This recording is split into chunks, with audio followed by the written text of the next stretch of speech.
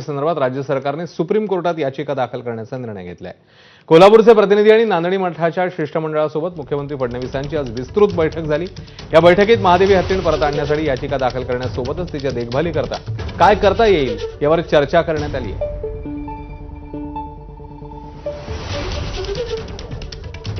मुख्यमंत्र्यांनी नेमकं काय म्हटलंय आपण बघूया। महादेवी हत्तीण परत आली पाहिजे ही सगळ्यांचीच आपल्या इच्छा आहे। मठाने एक याचिका दाखल करावी, सरकारही याचिका करेल। हत्तीणीची निगा राखण्यासाठी डॉक्टरसह राज्य सरकार टीम तयार करेल।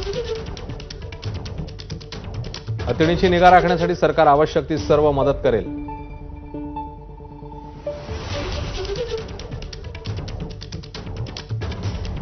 दरम्यान हत्तीणी पाठोपाठ कबूतर वाचवण्यासाठी मुख्यमंत्री फडणवीसांनी आता पुढाकार घेतलाय। कबूतरखाना अचानक बंद करणं योग्य नाही असं मुख्यमंत्र्यांनी बैठकीत स्पष्ट केलं।